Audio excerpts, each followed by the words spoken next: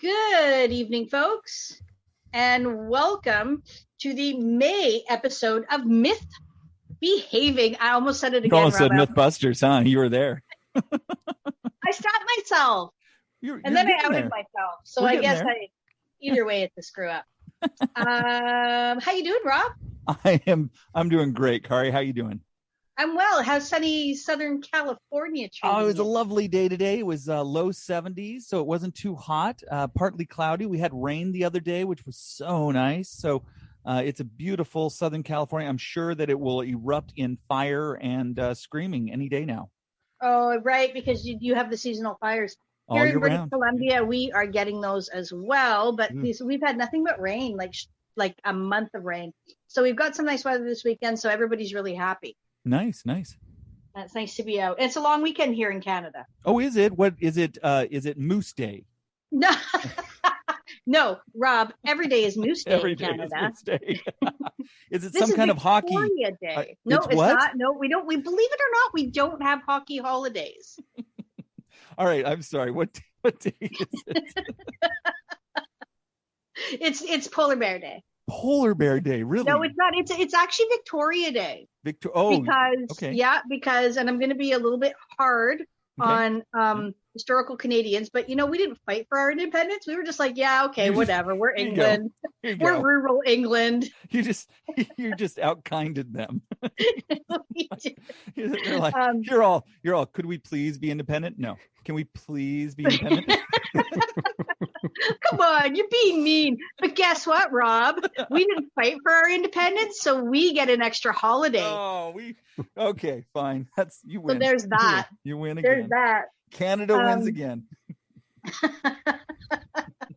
So who do we have with us for our Victoria Day episode, Rob? Our victim for today, poor guy, he's got to put up with us, is actually a buddy of mine. I'm so excited. Matthew C. Matt Lucas, that's who we have today. He writes speculative fiction in his hometown of Tampa, Florida. Do not hold that against him, where he lives with his wife and their 2 sons. His brand runs the gamut from dark metaphysical epic to droll historical fantasy and a lot of stuff in between. His debut novel, The Mountain, was published by Montag Press in 2021. His recent historical fantasy novel, of which I was one of the editors, The Lost Lock, the first book of his Yonder and Far series, features a pair of fae who find themselves trapped in Boston of 1798. It released this May from Elysian Press. He's also published short stories in various venues, one of which you can read for free if you just stroll over a couple of tabs. Matt did his undergraduate work at Florida State University and then studied law at the University of Florida. He pulls for the Noles, but for diplomacy's sake, he'll also root for the Gators as long as they're playing someone else.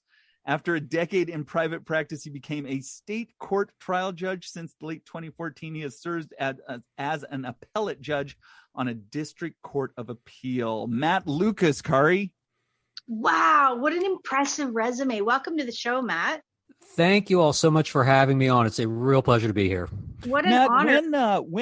When do we get to saw Florida off from the United States and just push you into the ocean? When does that happen? We've already done it, Rob. We're already well on our way. We are floating out into the Gulf of Mexico even as we speak. So why did you say that? Why did you say don't hold it against him for living in Florida?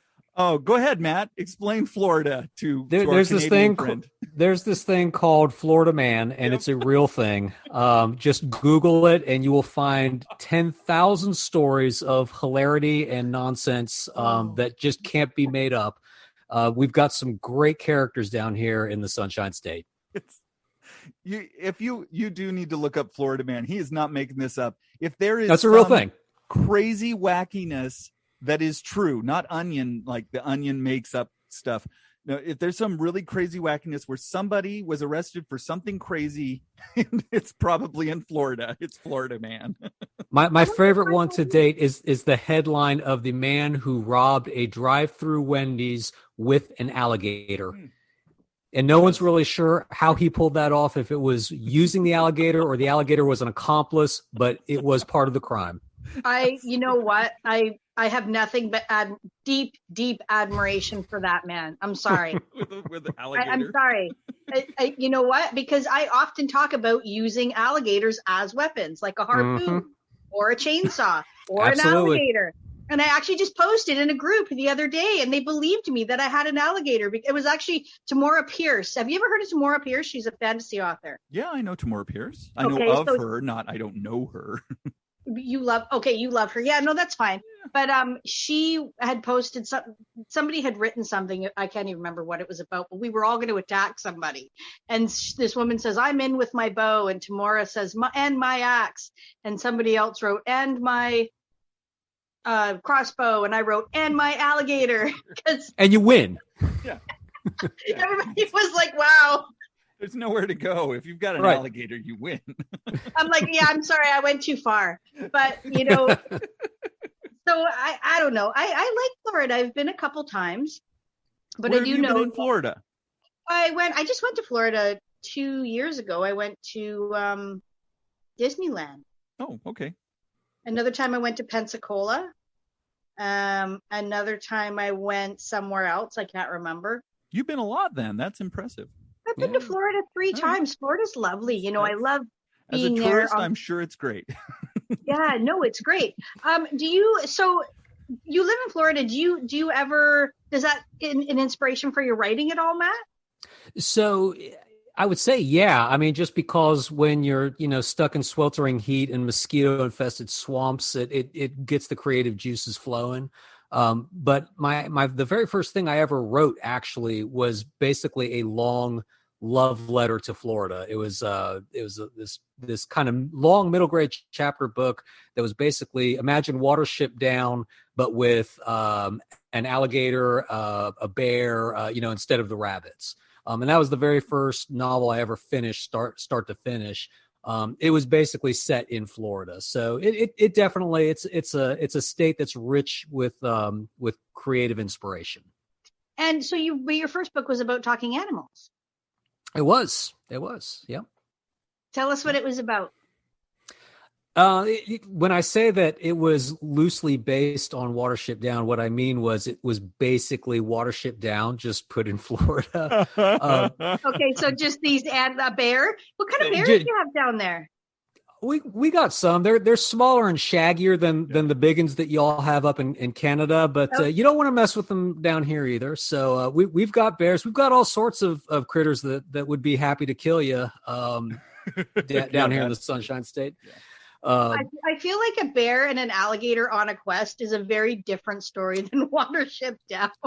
Well, so they actually end up fighting at the very end. It's it was a fun story to write, and it was a great experience. It was the first time anyone who's ever finished a novel always remembers the first time that they wrote the end to the very first thing that they've ever finished. I was really, really pleased to be able to finish that, but it was definitely Florida through and through. That's fantastic. How old were you? Yeah, how old were you? Gosh, that was probably like in my early 30s. Oh, okay.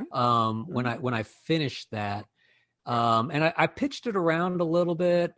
This was back when you pitched a manuscript, you actually printed it out, and sent it out. And I actually had one publisher as an associate editor at Arthur Levine Books that liked it, and said, "Hey, I'd like to see a revision of it," and sent me back all these, notes and Post-it notes all over it, and they didn't end up taking it, but it was a real inspiration and a real kind of pat on the back that said, "Okay, keep after this, because somebody thinks that what you're doing is okay." So that was my first attempt, and it was fun. I still got it lying around. I ended up self-publishing that, thinking that it would be kind of a bucket list thing, little knowing that it just kind of all it was the beginning of a lifelong habit. You just snowball. Yeah, most writers are like, "Oh, I'll just do this one book," and then it's like it's like drugs. You're just like, I got to get another hit of that. That's a great way of putting it, Rob. It is. It's great. I'm just an addict, man. I just need help. What, man? What? You got another chapter? You got another chapter, man? Right. I got one more hit, man. Just one more. One more. That's awesome.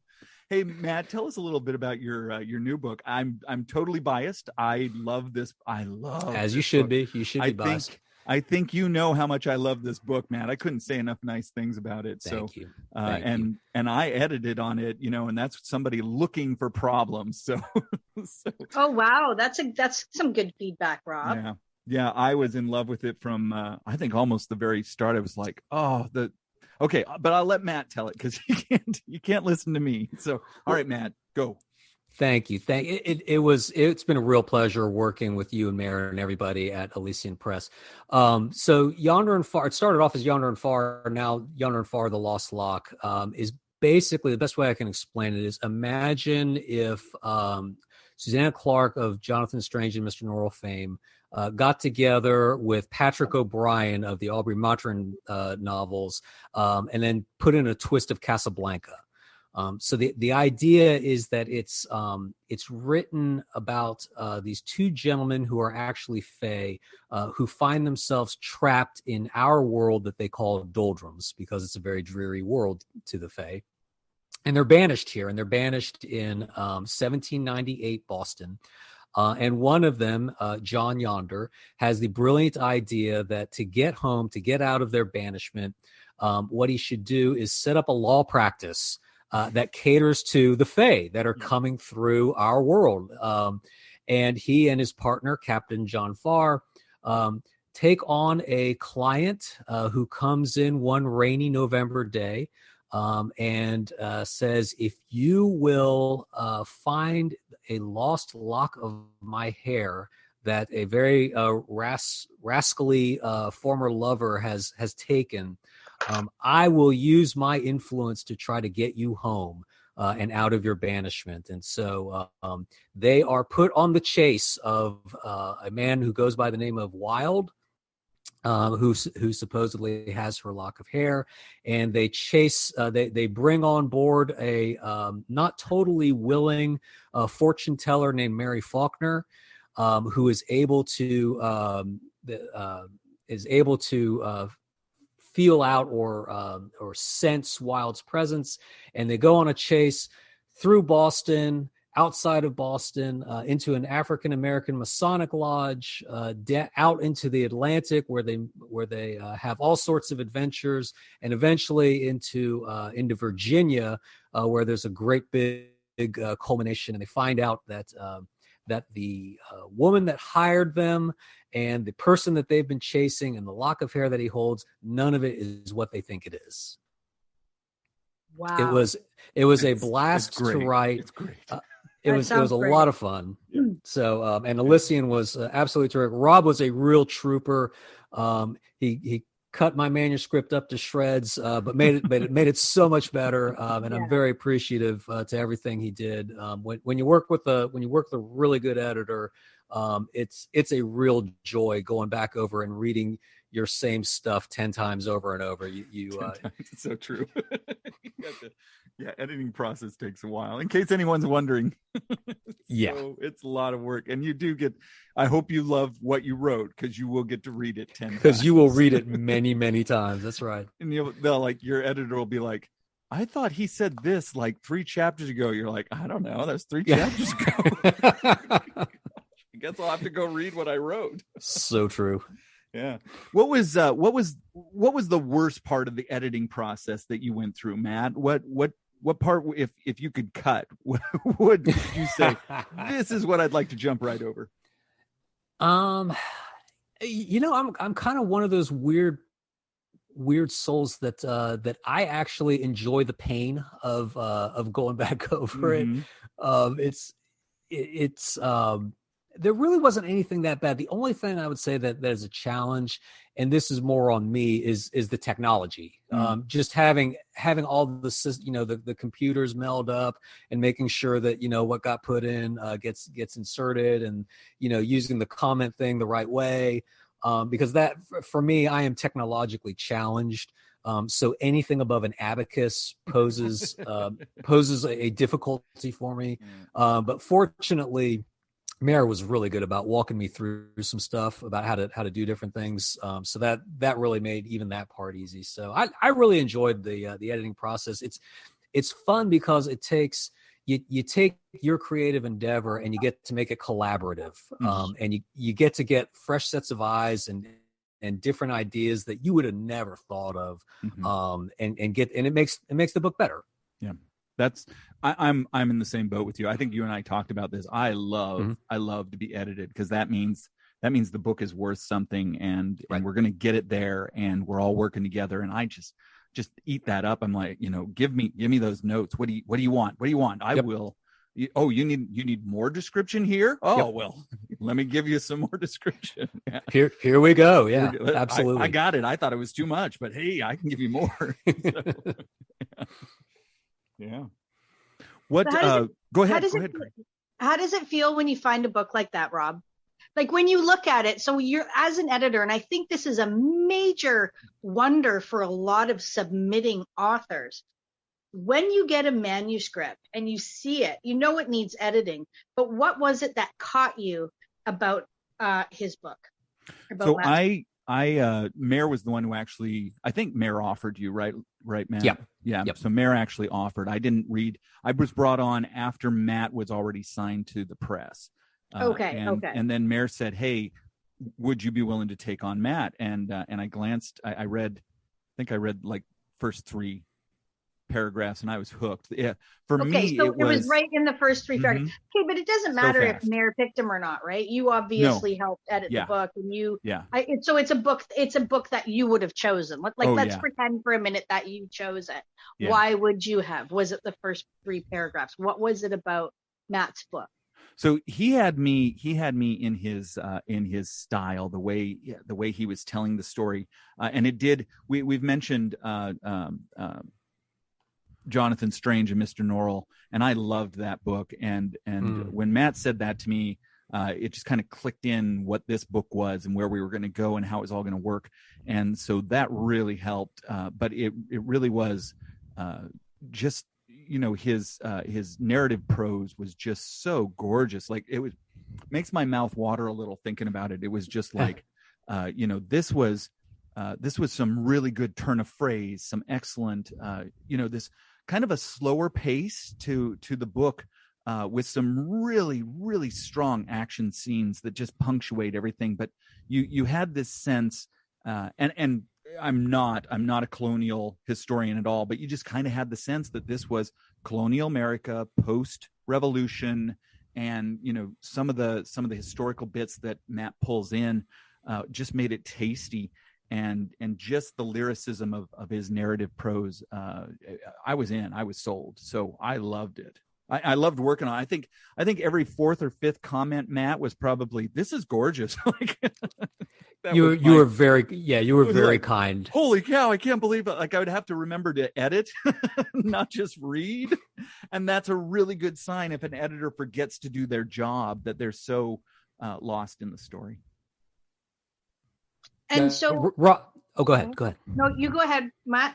I was just going to say, Rob was a real pleasure to work with on this. I think you actually did the first, I think it was the first pass on it. So it was still very much in the kind of diamond in the rough stage, when he did the first pass, and had some great ideas, caught some inconsistencies that just I was completely blind to, and kind of teased out some things that I hadn't thought of, and just really helped make it a better product.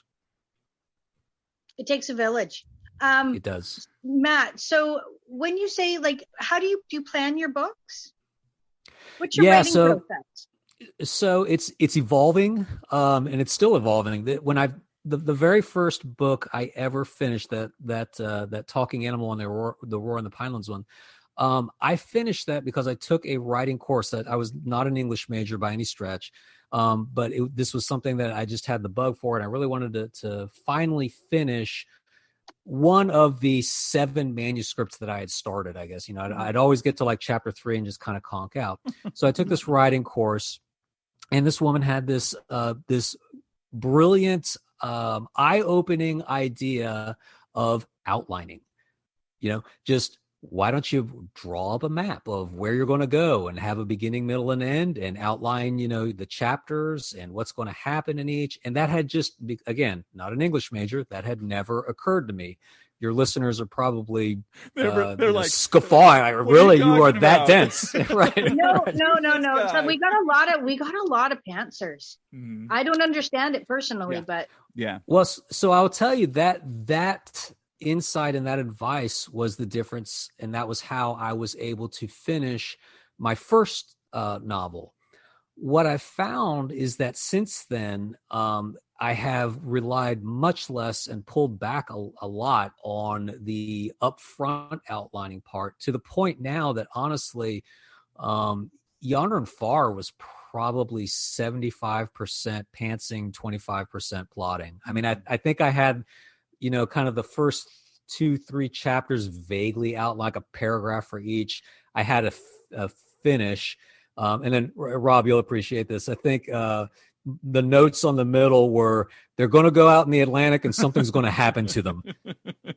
And that was what I worked with. And it does, to be fair, it does happen to them. Yeah. So stuff does happen to them. Stuff happens. But that's about as much outlining as I do now. And I've been noodling this some, and I think the reality is that whether you're a pantser or a plotter, we're all trying to do the same thing. I mean, it's not like the essentials of a good story change depending upon how you write it. You still got to have character arcs. You've got to have development. You've got to have a good plot. You have to have rising and falling action and all that good stuff. That doesn't change depending upon how you write it. It's just the only difference is, where are you going to put the work? What's the workflow going to be? Are you going to front load it all, or are you going to spread it out more? Mm-hmm. What I've found for me that now works is, if I spread it out more, I think I get a little bit more of the good stuff that comes in. Now, what it means is that I end up having to go back a lot to fill in, particularly like subplot holes. Kind of flesh those out. A lot of times I'll have, like a character that got started, but that just kind of falls by the wayside. Well, he's got to go. So it does mean that there's more duplicative work. But for me, that kind of 75-25 mix seems to be what works best for me. I want to know. Go ahead. I was just going to say, I think there's such a thing as overplotting. So yeah, I think stories are born. Stories are developed as you go. So it's impossible to plan. Well, and I think some people who I used to say I was total pantser, but I'm not really a total pantser. Like, I have a good idea what the start of the book is, what the middle of the book is, and I usually know exactly how it's supposed to end. And I may not have all the details in between, but that's plotting, right? You don't. Yeah. I'm not really flying around, just throwing words on a page and hoping something sticks. So. And I've talked with a few other people who are like, I'm a total pantser, and I'm like, but you know how it ends, right? Oh yeah, I know how it ends. Okay, well, that's a little bit of plotting. I think right. It really is a balance between the two. Yeah. I don't think anybody just sits down with a blank sheet and a blank mind, having no idea what their story is going to be, and just, okay, muse, come into me, and away we go. I mean, exactly. You have to have some idea where you're going. Yeah. Now, tell us about your writing habits, because you're a judge. Yes. And that's not shocking. It's always shocking to me. I love it, because I work in law myself. I'm a legal assistant. Oh, no kidding. Yeah, I am. And so it was funny when you were talking about your story and how, these two lawyers go looking, and I thought, lawyers don't look for anything. They have to have it brought to them. We all know that. Yeah. You have a legal on a silver platter. Your paralegal's for, right? You're there, coffee now. So, kidding. But it is fascinating that you're a judge. But it's also a full-time job with a lot of a lot of reading, a lot of reviewing, and so tell us about your writing habits. How do you? What do you do? How do you do it? So you're absolutely right. The kind of judge I am as an appellate judge, reading and writing, that's my trade. That's what I do full time. It is a very particular kind of reading and a very particular kind of writing. Yeah. Ne'er the twain shall meet, fiction and legal writing, for better or for worse. Yeah. So what I do is, I find I've got a daily goal of between 400 and 500 words. And they can be just schlock. They can be terrible, or they can be brilliant prose. But as long as I'm putting down 400 to 500 new words a day, to me, that, I feel like I've made my accomplishment, and usually I don't often get that much more. I might get a 1,000-word day in every now and then, but not often. So it's usually that's kind of the pokey, plotty pace that I work at. Mm-hmm. Usually it's going to be kind of first thing in the morning or in the evening at night. Working hours, that's devoted to reading all sorts of briefs where people are telling me why what happened in their trial shouldn't have happened and mm-hmm. so forth. And then my writing, again, in the legal writing, it's a totally different thing. But for me, this is my hobby. I don't play golf. I don't really fish all that much. But I love to write. And particularly, I love the freedom of creative writing because it is so different from legal writing because in mm-hmm. legal writing, you are so constrained. Oh, yeah. In your style and what you can get through. I mean, you can't make up a record. It is what it is. Right? No. At least in theory. They try. Yeah. As much as you want to, right? As much as you might want to. Like, this would really be better if there's some sword fighting. Yeah. Judge, anyway, we just let the plaintiff and defendant go at it with swords. That would be a great way to solve this problem. Yeah. But no, so fiction writing gives me that freedom to just make up my own rules, make up my own facts, and just kind of run with it. And I have enjoyed this creative writing since I was a kid, and I don't think I'm ever going to stop. I love doing it, and like I say, I think it's going to just be a lifelong hobby. Now, are you a first draft or bust person, or do you edit your own work as you go? Edit as I go. So usually what will happen is when I, let's say it's 8:00 at night, I'm sitting down. Okay, all right, let me crank out those 500 words. Usually what I'll do is I'll spend the first 10 or 15 minutes going back over what I had written the day before, and the goal or the idea is just, okay, refamiliarize myself, reorient to where we're at in the story. But invariably what ends up happening is, I don't really like what I wrote there. And, this would be better if she's had that line instead of him. So I end up editing the stuff that I wrote the day before. And then that kind of guides me into the new stuff. So I guess it's kind of an edit as I go. What I've found at the end, and this, I think your listeners may appreciate this.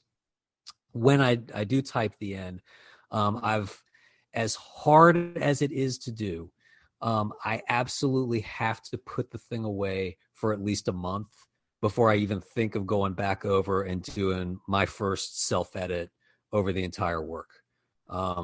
Because when you type the end, you're just too close to it. Your brain will fill in gaps without even realizing that they're there. So I've found that works best for me is kind of that daily go back over edit, and then when I'm done, wait about a month, mm-hmm. and then start right from the beginning and go through the whole thing and fix all the problems.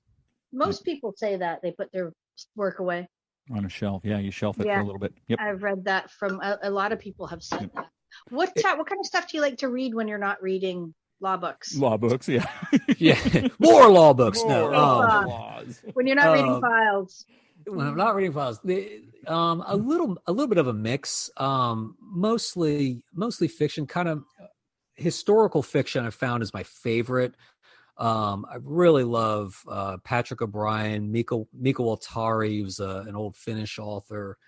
But in fantasy, Susanna Clarke obviously is just fantastic. Naomi Novik and her Temeraire series, that's real fun. That's a neat little take on the Napoleonic Wars with dragons.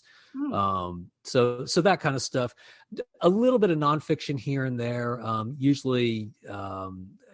Like in history, so maybe that's where some of the history comes from that I bring into what I write.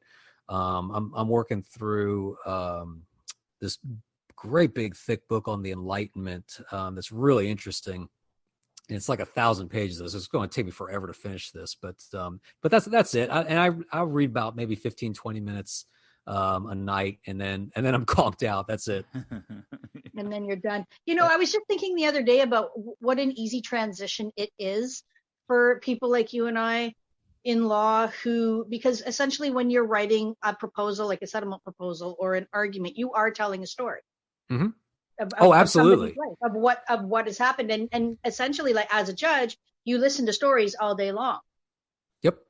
And Absolutely. you have to make a decision about them, which is different, but you're still hearing about people's lives, their histories, their mistakes, their triumphs, and so in law, I think that there are probably, because, there's a few people that that had been lawyers that went on to become famous authors. And John Grisham, anybody? Yeah. One of them. And there was I think there's a woman as well. I can't remember her name, but there's quite a few. You meet a lot of writers in law. Yeah, there's a trial lawyer down here who's fond of saying that to be a good trial lawyer, you got to be a good storyteller. Yeah, actually, absolutely. There's a lot of truth to that. What is a lawsuit but conflict? And that's the central kind of unifying, animating spirit of any story is conflict. So yeah, no, I think you're absolutely right, Karen. Now, can you tell us any wild stories from the bench? Obviously, leaving names out. Yeah, I don't. It's kind of sad. I don't get any good war stories anymore because on the appellate bench, everything happens off camera. I mean, everything we get is, it's just sort of the cold transcript record. So yeah, we just don't get any good war stories. But yeah, that's all right because I had plenty when I was in practice. You did, eh? Now, what kind of law did you practice? So I did real estate and business litigation. Oh, so okay. That's scorching. That's sexy I'm in stuff. litigation. Yeah. I'm in litigation. Yeah. Personal injury. Right. We're ambulance chasers. Okay, all right. Yeah. So we used to have. So I don't know what your car insurance is like down there, but here, up until a couple of years ago, you used to be able to sue for pecuniary damages, and that, Rob, is like pain and suffering. So all day long, you're reviewing files and you're reading medical records and you're coming up with reasons why this person is injured and why they can't work and why they're having erectile dysfunction and why they're, like all these things. Oh, yeah. That go along with, personal injury and car accidents. That actually reminds me of one funny story. This was when I think it was like a first year brand new associate. I was at a big firm and we were doing some big product liability defense. It had to do with hip implants. And I'll never forget, I'd maybe been a lawyer for like 9 or 10 months. And I had to take a deposition of this. It was a class action, and this was it was multi-district litigation. And it was this one elderly couple, just the sweetest, nicest elderly folks you could ever imagine. Like in their 70s, and they'd been married for 50 years. And one of the claims that they had brought was a loss of consortium claim, which for those of you all who aren't in law, that basically means the loss of companionship and sexual companionship that they had. So I was having to ask this sweet old couple about can you tell me how this affected your bedroom life? And it was so awful. And the lady, she was such an angel. After the deposition was over, she must have seen just how many shades of red I was blushing. She came over to me, patted me on the shoulder, and said, "You did a great job, dear. Good job, son. You're going to be a good lawyer." It was awful. Good lawyer. That's awesome. Do you ever find any inspiration from any of the cases that you've worked on? Not from the cases, but I was thinking about this the other day. It's kind of funny.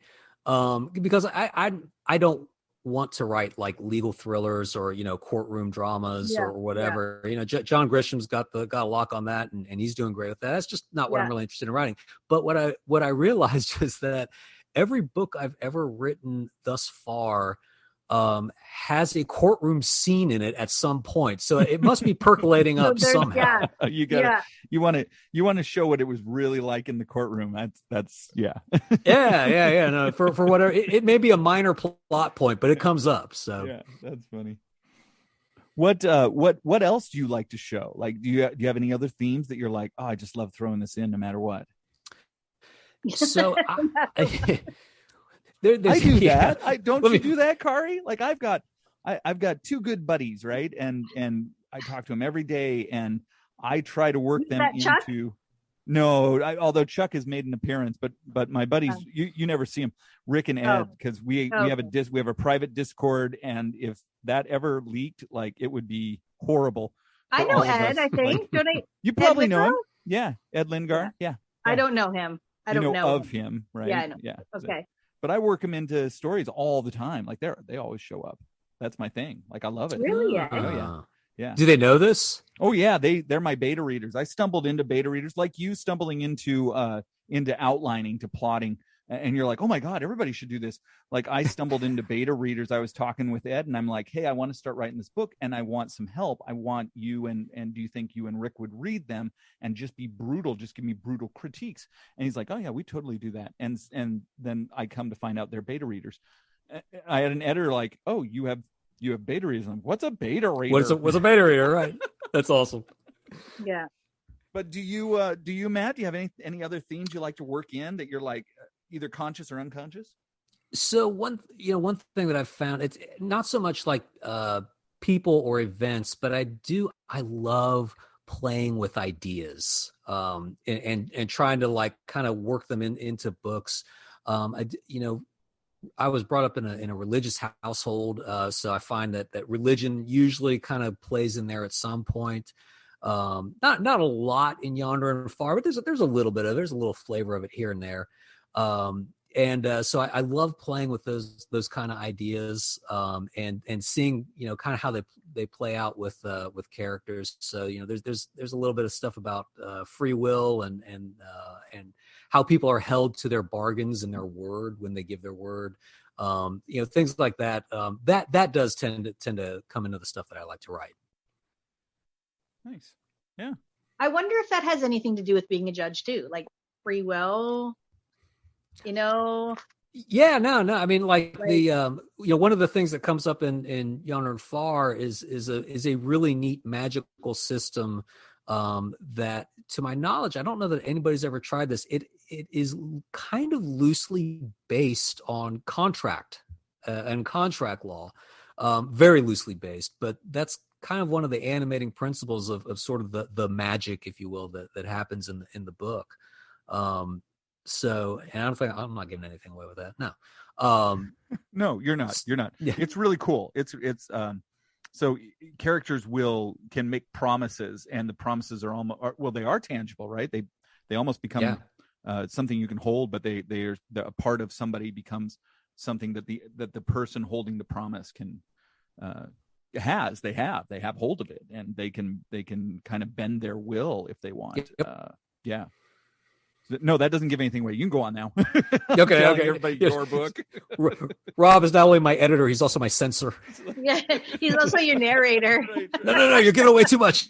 Matt was giving away too much at this point, and the press would be upset.